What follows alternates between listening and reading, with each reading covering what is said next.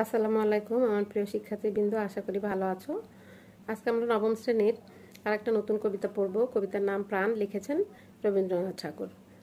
তোমরা রবীন্দ্রনাথ ঠাকুর সম্পর্কে এর আগে আমি শোভা যখন পড়িয়েছি তোমরা রবীন্দ্রনাথ ঠাকুর সম্পর্কে পড়েছো। আজকে রবীন্দ্রনাথ ঠাকুর সম্পর্কে আলোচনা করছি না, ওইখান থেকে তোমরা ওই আলোচনাটা শিখে নিবা। যেহেতু আমাদের বহু নির্বাচনে আছে, ওনার সম্পর্কে আমাদেরকে ধারণা রাখতে হবে, জানতে হবে। তাহলে চলো আমরা ক্লাস শুরু করি। আমরা প্রাণ কবিতাটা নিয়ে আলোচনা করি।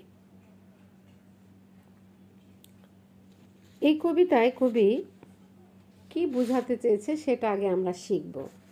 মূল ভাবটা আগে আমরা শিখব, মূল ভাবটা নিয়ে একটু আলোচনা করব, এরপর আমরা কবিতার লাইন বিশ্লেষণে যাব। কবি বলতে চাচ্ছে যে এই জগৎ সুন্দর পৃথিবী ছেড়ে আমরা কেউ চলে যেতে চাই না। আমাদের জীবনে সুখ দুঃখ, হাসি কান্না, বিরহ বেদনা এগুলো সবই থাকবে, কিন্তু তারপরেও আমরা এই জগতের মায়া ত্যাগ করে এই জগৎ ছেড়ে কেউ চলে যেতে চাই না। তখন এই জগতে বেঁচে থাকতে গেলে আমাকে কিভাবে বেঁচে থাকতে হবে? কবি কি বলছে, তার যে সুন্দর সুন্দর সৃজনী সৃষ্টি আছে সেই সৃষ্টির মধ্যে তিনি মানুষের সুখ দুঃখ হাসি কান্না নিয়ে লেখালেখি করবেন এবং এই লেখালেখির মধ্য দিয়ে তিনি মানুষের মাঝে অমর হয়ে থাকবেন। বলছে তার লেখা যখন মানুষের কাছে ভালো না লাগবে, অনাদৃত হবে। মানে ফুল যেমন শুকিয়ে গেলে ফুলকে আমরা ভালোবাসি, শুকিয়ে গেলে ফুল কী করি আমরা ফেলে দিই।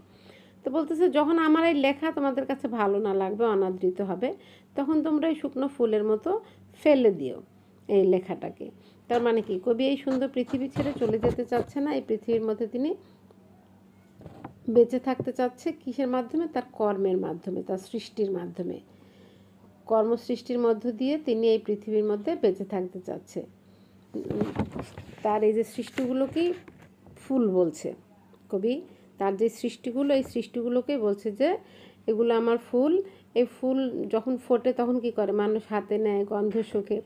ফুলটা শুকিয়ে গেলে কি করে? আবার ফেলে দেয়। তা আমার এই লেখা যখন তোমাদের ভালো লাগবে না, খারাপ লাগবে, তখন তোমরা কি করো? ওই শুকনো ফুলের মতো এটা ফেলে দিও।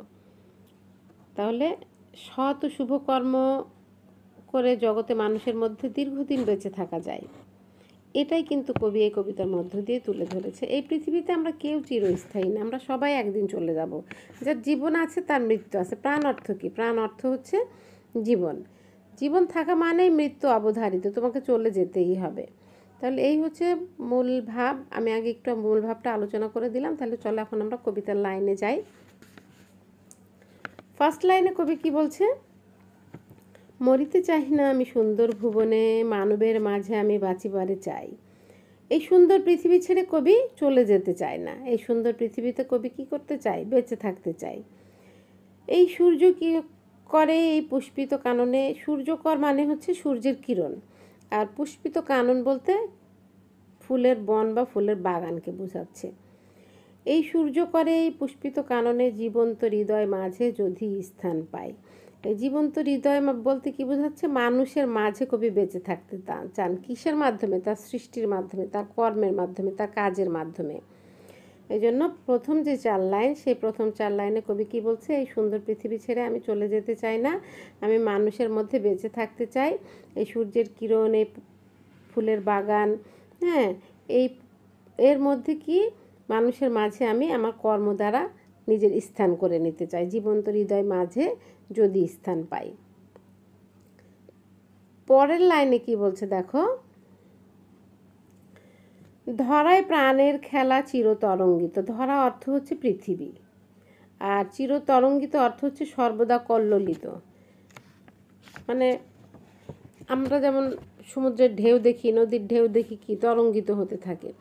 তো ধরায় প্রাণের খেলা, মানুষের এই যে খেলা, মানুষের এই যে সর্বদা চলাফেরা, এগুলোকেই খেলার সাথে তুলনা করে বলতেছে, ধরায় প্রাণের খেলা চিরতরঙ্গিত, বিরহ মিলন কত হাসি অশ্রুময়। মানুষের জীবনে সুখ দুঃখ হাসি কান্না বিরহ মিলন এগুলো থাকবে, এগুলো নিয়েই মানুষের জীবন। কবি বলছে তাহলে আমি এই মানুষের জীবনে সুখ দুঃখ হাসি কান্না এগুলো নিয়েই এই পৃথিবীতে কি করব? মানবের সুখে দুঃখে গাথিয়া সঙ্গীত যদি গো রচিতে পারি অমর আলয়। এই অমর আলয় অর্থ হচ্ছে অমর সৃষ্টি। কবি কী করবে, তার লেখার মধ্য দিয়ে মানুষের জীবনে সুখ দুঃখ হাসি কান্না নিয়ে যদি সে অমর কিছু সৃষ্টি করে যেতে পারে, তাহলে সে মানুষের মাঝে বেঁচে থাকতে পারবে। তাহলে পরের 4 লাইনে কবি কী বোঝাতে চাচ্ছে, যে মানুষের মাঝে যদি তাকে বেঁচে থাকতে হয়, তাহলে মানুষের জীবনের সুখ দুঃখ হাসি কান্না বিরহ মিলন নিয়ে সে সঙ্গীত রচনা করবে, মানে লেখালেখি করবে। এবং এই লেখালেখির মধ্য দিয়েই সে কী করবে, অমর হয়ে মানুষের মধ্যে বেঁচে থাকবে। সে তার লেখার মধ্য দিয়ে অমর হয়ে থাকবে। তাহলে পরের চরণে আমরা যাই। তা যদি না পারি তবে বাঁচি যতকাল। বলতেছে আমি যদি তা না পারি, তোমাদের মাঝখানে লোভী যেন ঠাই। লোভী অর্থ হচ্ছে লাভ করি। তাহলে আমি যদি মানুষের জন্য যে রচনা করব, সেই রচনা করে যদি অমর হতে না পারি, তোমাদের মাঝখানে যদি আমি ঠাঁই পাই, এই রচনার মধ্য দিয়ে অমর সঙ্গীত যে রচনা করব, সেটা দিয়ে তোমাদের মাঝখানে আমি কি করব, বেঁচে থাকবো, বেঁচে থাকতে চাই। তিনি অমর হয়ে থাকতে চান তার লেখালেখির মধ্যে দিয়ে মানুষের মাঝে। এই জন্য বলছে, তা যদি না পারি তবে বাঁচি যতকাল, তোমাদের মাঝখানে লোভী যেন ঠাই। তোমরা তুলিবে বলে সকাল বিকাল নব নব সঙ্গীতের কুসুম ফুটাই। এই যে নব নব সঙ্গীত বলতে কবির নতুন নতুন লেখা, কুসুম বলতে ফুলকে বোঝাতে, তার এক একটা লেখা এক একটা ফুলের মতো।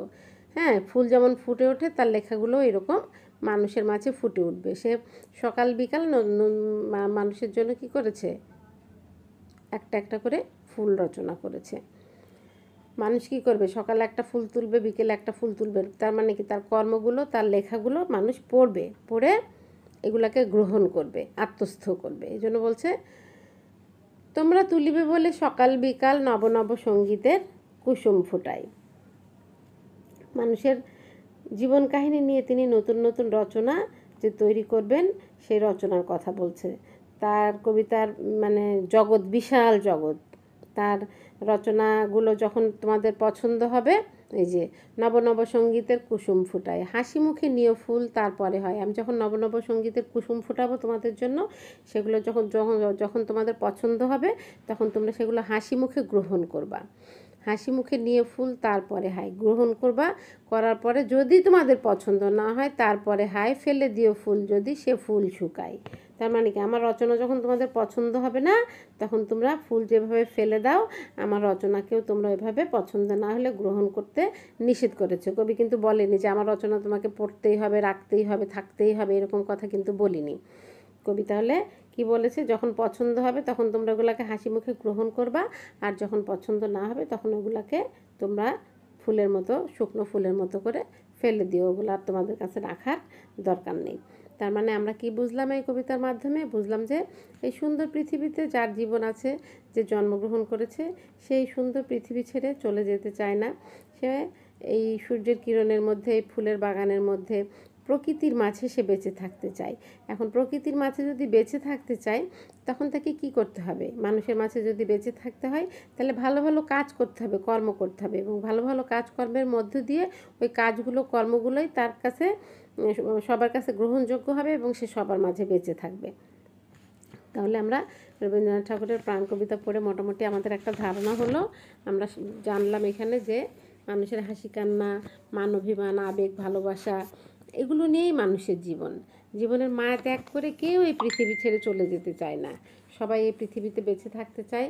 মানুষের মন জয় করতে গেলে নতুন নতুন রচনা, সৃষ্টি, সৃজনীর মাধ্যমে মানুষের কাছে আদৃত, মানে সমাদৃত হতে হয়। তো কবি পৃথিবীর নরনারীর সুখ দুঃখ হাসি কান্না বিরহ ব্যথা নিয়ে যে লেখালেখি করেছেন, এই লেখালেখির মধ্য দিয়ে তিনি অমর হয়ে থাকতে চেয়েছেন। এবং তিনি কি বলেছেন, সেটা যদি তোমাদের কাছে না হয় গ্রহণযোগ্য, তাহলে ফুল শুকালে যেমন তোমরা ফেলে দাও, অনাদৃত হয়ে যায় তোমাদের কাছে, ওরকম আমার লেখাগুলোকেও তোমরা অনাদৃত করে দিও। তার মানে কি, শত শুভ কর্ম করে জগতে মানুষের মধ্যে দীর্ঘদিন বেঁচে থাকা যায়, এটাই কবি এই কবিতার মধ্য দিয়ে বোঝাতে চেষ্টা করেছে। তাহলে আশা করি তোমরা সবাই কবিতাটা বুঝতে পেরেছ। কবিতার শব্দার্থ টিকাগুলো ভালো করে পড়বা। আর রবীন্দ্রনাথ ঠাকুর সম্পর্কে তো তোমাদের বিভিন্ন কবিতা বা গল্পের মধ্যে আলোচনা করেছি। রবীন্দ্রনাথ ঠাকুরের জন্ম পড়তে হবে, তারপরে তার মৃত্যু পড়তে হবে, কোথায় পড়াশোনা করেছেন, তার নোবেল পুরস্কার কত সালে, কোন কাব্যের জন্য নোবেল পুরস্কার পেয়েছেন, তার উল্লেখযোগ্য বিষয়গুলোকে, এগুলো আমাদের বহু নির্বাচনী প্রশ্নের জন্য পড়তে হবে অবশ্যই। তোমাদের আগেও আমরা আলোচনা করেছি, আমি আলোচনা করেছি, এই জন্য আজকে আর এটা নিয়ে আলোচনা করলাম না। তাহলে আজকে এই পর্যন্ত। সবাই ভালো থেকো, সবাইকে অসংখ্য ধন্যবাদ।